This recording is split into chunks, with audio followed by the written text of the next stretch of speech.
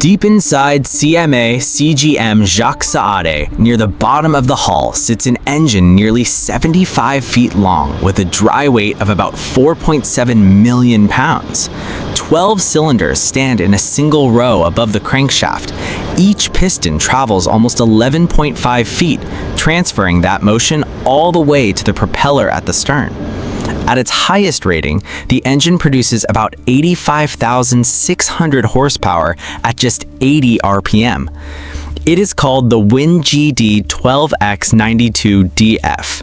The ship is more than 1,300 feet long and can carry the equivalent of over 23,000 20-foot containers. Its propeller is about 33 feet in diameter, turns slowly, and pushes an enormous volume of water. The engine was designed around that propeller. Its crankshaft connects directly to the propulsion shaft, sending power to the stern without a main gearbox. The 𝗤𝗂𝗃𝗀𝗃𝗀𝗃 was designed by 𝗤𝗃𝗃𝗃 in Switzerland. The units for the CMA CGM series were built by 𝗖𝚋𝗃 𝗵𝗍 in China. The factory has a tall assembly hall with overhead cranes spanning the work area. They can move components weighing hundreds of tons just a few inches at a time until the position is exact. Before steel reaches the assembly floor, naval architects and engine engineers combine hull resistance data with the propeller's required speed. That determines the engine rating and configuration. The shipyard uses the load and dimension data to design the engine room, including the deck openings and the layout needed for installation and maintenance. The process begins with the bed plate. This long steel structure forms the engine's base and supports the main bearings holding the crankshaft. Combustion forces travel down through the engine into the bed plate, then into the ship's foundation. It must remain rigid enough to keep the bearings aligned for years. Thick steel plates are cut and welded into a hollow frame. Once stable, the bearing areas go through heavy machining. Cutting tools move slowly along the bed plate, removing thin layers of metal.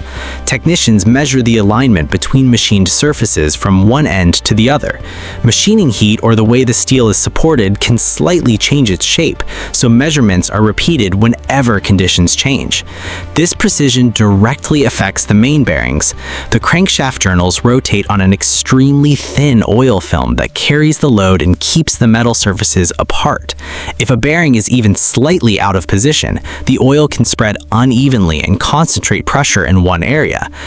The bed plate also sets the geometry for every part above it. A change at the base can travel through the frame and reappear at cylinder level. The structure is measured on its supports, then again after being moved. The readings must remain consistent before a crane carries it into the assembly area. An overhead crane lifts the bed plate from the machining supports and stops it a few inches above the floor. Workers use guide ropes while one signal person gives commands. The bed plate moves slowly toward the assembly area, settles onto its work supports, and is measured again to confirm that the move has not changed its geometry. By the time the crankshaft arrives, it has already gone through a long manufacturing process. Large two-stroke engines usually use a semi-built crankshaft. The crank throws and shaft sections are made separately, then shrink-fitted together. One part is heated until its opening expands and the shaft is inserted at a calculated position. As the metal cools, the joint tightens into a single structure capable of handling repeated torque.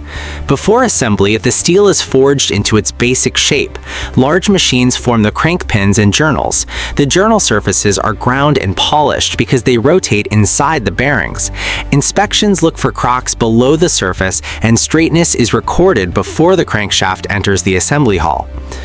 The lower main bearing shells are already installed when the crankshaft arrives above the bed plate. The crane supports its full weight while workers watch the clearance around each journal. The operator lowers it a few inches, then waits for another signal. The component size slows the work. Moving it only a few feet can take several minutes because the suspended mass keeps reacting after the controls stop. The operator waits until it's still. Workers stay clear of pinch points and use guide ropes to control any rotation. The entire area directly beneath the crankshaft remains empty while the component is hanging. Once the first journal reaches position, the team checks the rest of the bed plate. The crane supports the weight until every point lines up. The crankshaft settles onto the bearings, the bearing caps are installed, and the turning gear rotates it at extremely low speed. Technicians record crank web deflection through a full revolution and save the readings for comparison after installation aboard the ship. The engine frame is mounted on the base. Large side openings provide access to the crossheads and connecting rods. Each piston rod runs straight down from the cylinder to a crosshead. The connecting rod transfers force from the crosshead to the crank pen, turning vertical motion into rotation.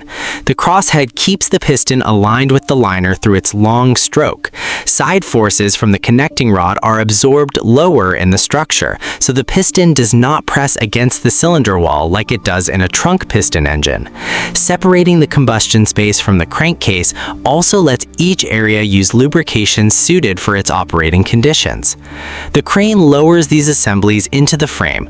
Workers enter through the side openings and guide each connection toward the crank pen. They work beside polished surfaces, so the area must stay clean. Even a tiny metal fragment could travel with the oil and scratch a bearing once the engine starts turning. The cylinder block is installed above the frame, raising the engine several stories from its base. Work platforms surround the upper section. A cylinder liner is lifted vertically and lowered into the block. A fine pattern on its inner surface spreads oil as the piston moves, while cooling passages carry heat away from the cylinder wall. The piston is prepared nearby. Its crown receives combustion pressure directly, and its rod extends down toward the crosshead. After the lifting equipment and connections are checked, the crane raises the entire assembly above the liner. Workers watch its clearance as the crown descends and the rod enters the frame until it meets the crosshead. The team above relies on directions from workers inside the frame who can see parts of the connection hidden from view. The crane stops whenever alignment must be checked. Once the piston rod is aligned, the connection is locked. The same process continues along the row until all 12 pistons are inside the engine. The 𝗤𝗂𝗀𝗁𝗁𝗐𝗔 operates on a two-stroke cycle. Each cylinder delivers one power stroke per crankshaft revolution. As the piston approaches the bottom, fresh air enters through ports in the liner and pushes the remaining exhaust gas toward the valve at the top. The next upward stroke compresses the air for the following combustion cycle. The firing order distributes power evenly through each rotation. A cylinder cover seals each combustion chamber. The sealing surfaces are cleaned before hydraulic tools tighten the studs. Long tie rods connect the top of the engine to the bed plate. Together, these components form a rigid structure capable of containing the immense cylinder pressure. The main structure is now complete. An exhaust receiver runs along the cylinders and directs gas to the turbocharger. The exhaust spins the turbine while the compressor sends pressurized air back into the engine. Technicians connect the systems that lubricate moving parts and remove heat. The lines are flushed clean so debris cannot reach internal surfaces. The engine can run on LNG in gas mode. Fuel enters through a low-pressure system and mixes with air inside the cylinder. A small amount of pilot fuel starts combustion. The gas pipes use double walls, and the space between them is continuously ventilated and monitored. Sensors throughout the engine send data to the testbed control room. Engineers monitor every cylinder as fuel enters for the first time. Oil pumps run before startup until lubricant reaches the bearings. Technicians inspect the crankshaft through frame openings from a safe position. The area around the engine is then cleared. Starting air enters the cylinders and pushes the pistons. The crankshaft begins moving. Fuel is supplied once the control system confirms that conditions are ready. Combustion takes over, filling the hull with heavy, steady pulses. The smell of oil mixes with the odor of metal heating around the test bed. The control room remains quiet during the first few minutes after ignition. The team lets the engine run and waits for readings to stabilize. A technician watches the newly installed connections through the testbed window. Those first minutes determine whether testing can continue or the engine must stop for inspection. Engineers follow the screens. Technicians watch the machine and listen for sounds inside the frame. The engine stays at low load until temperatures stabilize and oil flow reaches the required level. The next command increases the load gradually, allowing the team to study the engine's response at every stage before moving to the next level. Once combustion begins, every alignment and measurement made during production is tested under real operating loads.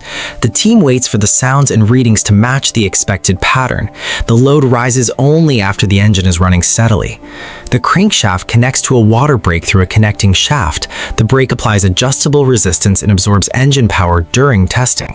Rotational energy becomes heat in the water flow, and the testbed system removes that heat so the load can be maintained. The factory acceptance test takes the engine to its contract rating.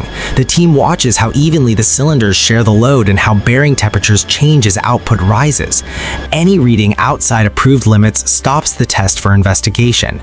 Gas mode is also tested, including scenarios confirming that the fuel supply can shut down safely. Classification Society surveyors witness the parts of the test related to type approval. The engine reaches 63,840 kilowatts at 80 RPM in both diesel and gas modes. That result became the basis for a Guinness World Records title as the most powerful, commercially available marine internal combustion engine operating on the Otto cycle. The test session produces records that stay with the engine. They show the unit's condition when it leaves the factory and serve as a reference at the shipyard. The data helps surveyors confirm that transport has not changed the engine's basic geometry before it is coupled to the propulsion shaft. After testing, the engine is prepared for transport. The method depends on crane capacity and available routes. It may be shipped as a complete unit or divided into large subassemblies. Openings are sealed against moisture and movable parts are secured. A heavy transporter carries the load out of the factory at walking speed. Its long wheel arrangement spreads the weight across the road. Crew members walk beside it, watching clearance near buildings. Every turn is slow because the engine occupies far more space than the vehicle carrying it. On many new ships, the top of the engine room remains open during installation. A shipyard crane lifts the subassemblies over the hull and lowers them toward the foundation. Workers on several decks keep the load clear of the structure.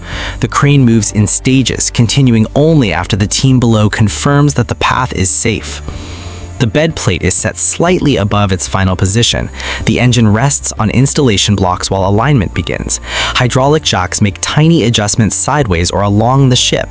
The crankshaft flange is aligned with the propulsion shaft flange.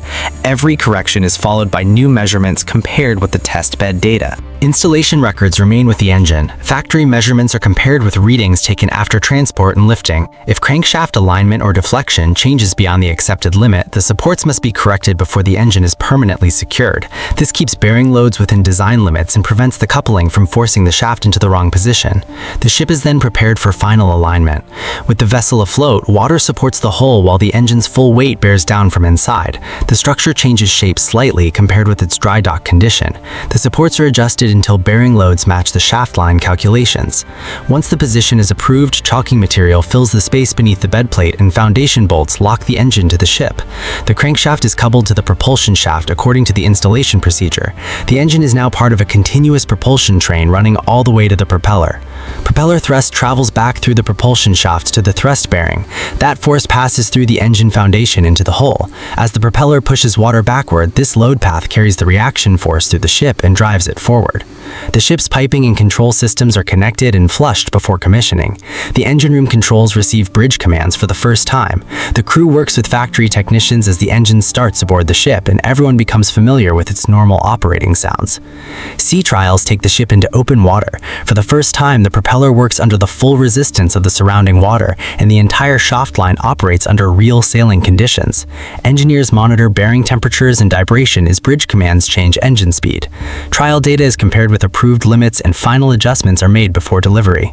The ship entered service in 2020 on routes between Asia and Europe. As it leaves port, the engine room fills with a steady rhythm of combustion. On the control screens, engine speed rises with bridge commands. A long wake forms behind the stern. The engine finally does what the entire process prepared it for, carrying the ship and its cargo across the ocean.